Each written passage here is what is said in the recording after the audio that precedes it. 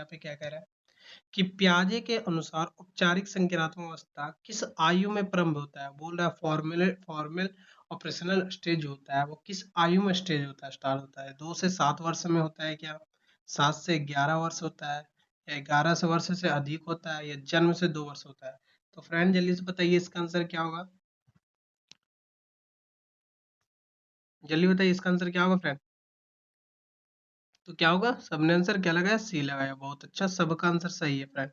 इसका आंसर क्या होगा, सी होगा, क्योंकि फॉर्मल ऑपरेशनल स्टेज बताता है क्या, जो 11 से प्लस हो। बहुत अच्छा। तो अगर चैनल पे नए तो प्लीज सब्सक्राइब कर लें, ठीक है। और पूरा फुल वीडियो वॉच करें, और 15 क्वेश्चन है, ज्यादा क्वेश्चन नहीं है, 15 क्वेश्चन है। और फुल वीडियो करें, ठीक है, फुल वीडियो वॉच करें। चलिए आगे बढ़ते हैं और अगला क्वेश्चन पे चलते हैं। प्रैक्टिस सेट जितना ज्यादा लगाते हो उतना अच्छा है, क्योंकि आपका सितंबर में एग्जाम है फ्रेंड। तो दूसरा क्वेश्चन यहाँ पे क्या कह रहा है दोस्तों, यहाँ पे कि वाइगोस्की के अनुसार क्या पूछ रहा है, वाइगोस्की, ले वाइगोस्की तो आप पढ़े होंगे कि अधिगम में सबसे महत्वपूर्ण भूमिका किसकी होती है, बताओ। दंड की, सामाजिक अंतःक्रिया की, रट कर सीखने की, या परीक्षा। जल्दी बताइए फ्रेंड इसका आंसर क्या होगा, दूसरा का। तो क्या होगा आंसर, जल्दी बताइए। तो सामाजिक अंतःक्रिया की क्या होगा, बी होगा आंसर। क्या होगा फ्रेंड, बी होगा। बहुत अच्छा। चलिए आगे बढ़ते हैं और अगले क्वेश्चन पे चलते हैं कि अगला क्वेश्चन यहाँ पे क्या कह रहा है। एंड दूसरा क्वेश्चन हो चुका है, एंड तीसरा क्वेश्चन पे आते हैं। सो तीसरा क्वेश्चन यहाँ पे कह रहा है कि निकट विकास क्षेत्र जेड पीडी। देखो पहली बार सीटेड में जो है ना बहुत बार रिपीटेड होता है, ठीक है। सीटेड में ये सब जेड पीडी हो गया, और स्कॉल फोल्ड हो गया, लेवाइगोस्की, पियाजे एक हो गया, कोलमबर्ग। ये सब जो 3 टॉपिक है ना बहुत ज्यादा पूछा जाता है सीटेड में, ठीक है। तो इसका आंसर पहले बताओ जल्दी से क्या होगा, फिर आगे बात करते हैं। क्या पियाजे होगा, कोलंबर्ग होगा, या वाइगोस्की होगा, या ब्रूनर होगा। ब्रूनर से भी पूछ सकता है सीटेड में, ठीक है। तो इसका भी थ्योरी पढ़ लेना आप। तो जल्दी से बताइए, ZPD John of proximal development के बारे में किसने दिया था, तो किसने दिया था, सबने क्या लगाया, वाइगोस्की ने। बहुत अच्छा, सबने आंसर सही लगाया। ये वाइगोस्की ने दिया था, आंसर क्या होगा, सी होगा, ठीक है। क्या होगा फ्रेंड, सी होगा। बहुत अच्छा, चलिए आगे बढ़ते हैं और अगला क्वेश्चन पे चलते हैं, यहाँ पे फोर्थ का। एंड 4 क्वेश्चन पे आ चुके हैं, एंड 4 क्वेश्चन यहाँ पे क्या कह रहा है वो देखते हैं कि निम्नलिखित में से कौन सा विकास का सिद्धांत है, बताओ। विकास निरंतर होता है, सभी बच्चे के विकास समान गति से होता है, मतलब बराबर, मतलब एक इक्वल होता है। विकास केवल हेरिडिटी मतलब अनुवांशिकता से होता है। विकास केवल वातावरण पर निर्भर है। तो फ्रेंड जल्दी बताइए इसका क्या होगा, और देखता हूँ भाई इसका आंसर कौन लगाता है सबसे, मतलब मोस्ट इंपॉर्टेंट समझ लो ये क्वेश्चन है, और बहुत सारा इसमें भी गलत भी करेगा। बताओ। तो जल्दी, सभी बच्चे का विकास समान गति से होता है, क्या होता है, समान गति से होता है, सही है। क्या होगा, या निरंतर होता है, ठीक है ना, कंटिन्यूअस कंप्रेसिव होगा, ठीक है। बहुत अच्छा। क्या होगा आंसर, बी होगा, ठीक है ना। आंसर क्या होगा, सभी बच्चे का विकास समान गति से होता है, गलत। कोई बच्चा जल्दी बढ़ सकता है, कोई बच्चा पहले, विकास निरंतर होता है, ठीक है ना। आंसर क्या होगा, ए होगा, ठीक है। बहुत अच्छा, चलिए आगे बढ़ते हैं और 5 क्वेश्चन पे चलते हैं। 5 क्वेश्चन यहाँ पे क्या कह रहा है वो देखते हैं। तो फ्रेंड यहाँ पे 5 क्वेश्चन पे आ चुका हूँ, एंड 5 क्वेश्चन यहाँ कह रहा है कि हार्वर्ड गवर्नर के सिद्धांत किससे संबंधित है। हार्वर्ड गवर्नर तो आप पढ़े होंगे, और ये किससे संबंधित है, बुद्धि बहुबुद्धि से, नैतिकता विकास का, या संज्ञानात्मक विकास का, या भाषा विकास का। जल्दी से बताइए इसका आंसर क्या होगा, 5 का। हार्वर्ड गवर्नर जो बुद्धि के बारे में बताया था, ये किससे, मल्टीपल इंटेलिजेंट होगा, ठीक है ना, बहुबुद्धि सिद्धांत से होगा, ठीक है ना। आंसर क्या होगा फ्रेंड, ये होगा, ठीक है।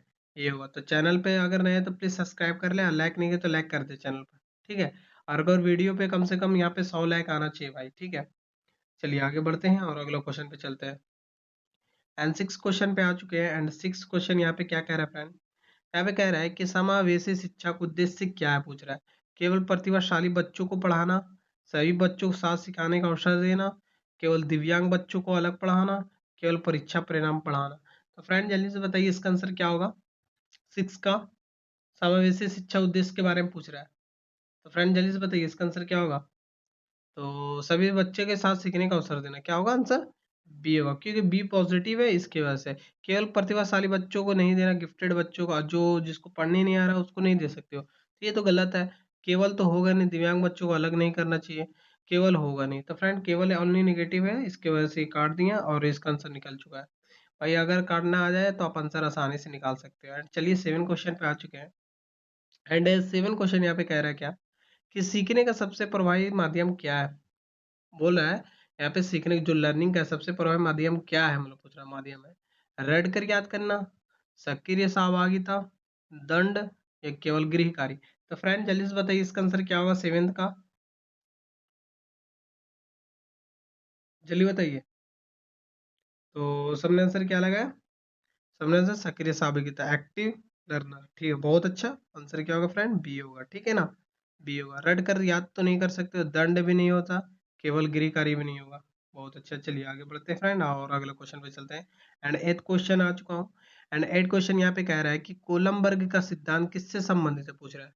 कोलमबर्ग का जो सिद्धांत है वो किससे संबंधित है? भाषा विकास का, नैतिकता विकास का, शारीरिक विकास का या सामाजिक विकास का फ्रेंड? तो फ्रेंड जल्दी से बताइए इसका आंसर क्या होगा एट का, एट का जल्दी बताइए। कोलमबर्ग के बारे में पूछ रहा, कोलमबर्ग किससे संबंधित है? भाषा से नहीं। तो जल्दी बताइए क्या होगा? नैतिकता, मोरल डेवलपमेंट से, मोरल डेवलपमेंट से क्या ना, मोरल डेवलपमेंट से, ठीक है। बहुत अच्छा, आंसर क्या होगा? बी होगा। शारीरिक तो होगा नहीं, सामाजिक तो होगा नहीं, फ्रेंड क्या होगा? बी होगा। चलिए आगे बढ़ते हैं और यहाँ पे 8 क्वेश्चन हो चुका है, 9 क्वेश्चन पे चलते हैं। 9 क्वेश्चन पे आ चुके हैं और 9 क्वेश्चन कह रहा है यहाँ पे कि इंडिविजुअल डिफरेंसेस के ध्यान में रखते हुए टीचर को क्या करना चाहिए, मतलब व्यक्ति विभिन्नता को ध्यान में रखते हुए टीचर को क्या करना चाहिए? सभी को एक ही तरह से पढ़ाना चाहिए या विविध शिक्षण रणनीति का प्रयोग करना, केवल तेज बच्चों पर ध्यान देना या कमजोर बच्चों को अलग बैठाना? तो फ्रेंड जल्दी से बताइए इसका आंसर क्या होगा? 9 का पूछ रहा है, ठीक है, जल्दी बताइए। इंडिविजुअल डिफरेंसेस के बारे में पूछ रहा है कि टीचर के क्या करना चाहिए। तो क्या करें, सभी को मतलब विविध शिक्षण रणनीतियों को प्रयोग करना चाहिए, ठीक है ना, क्या होगा? बी होगा फ्रेंड। क्योंकि सभी एक ही तरीका से नहीं सीखता, केवल तो होगा नहीं भाई, कमजोर बच्चों को अलग नहीं करा, अगर कमजोर बच्चों को अलग बैठाते हो तो उसका एजुकेशन सिस्टम वो पढ़ नहीं सकेगा फिर, ठीक है, ये तो आपको तो पता ही होगा। चलिए आगे बढ़ते हैं और यहाँ पे 10 क्वेश्चन पे चलते हैं। 5 क्वेश्चन और है, ज्यादा नहीं है, 5 क्वेश्चन आ रहे हैं दोस्तों, इसलिए मैं अब ज्यादा नहीं ला रहा हूँ क्वेश्चन, क्योंकि भाई वीडियो पूरा फुल वॉच नहीं करते हो। तो मैं 15 क्वेश्चन ऐसा लाता हूँ कि बेसिक रहे और बहुत अच्छा रहे, ठीक है। और पूरा वीडियो देख के करो और प्रैक्टिस सेट में कितना आता है ये भी बताया करो, ठीक है, कि आपका तैयारी कितना है पानी में और कितना नहीं हो। तो निम्नलिखित में से कौन सा आंतरिक अभिप्रेरण इंट्रिंसिक मोटिवेशन का उदाहरण पूछ रहा है?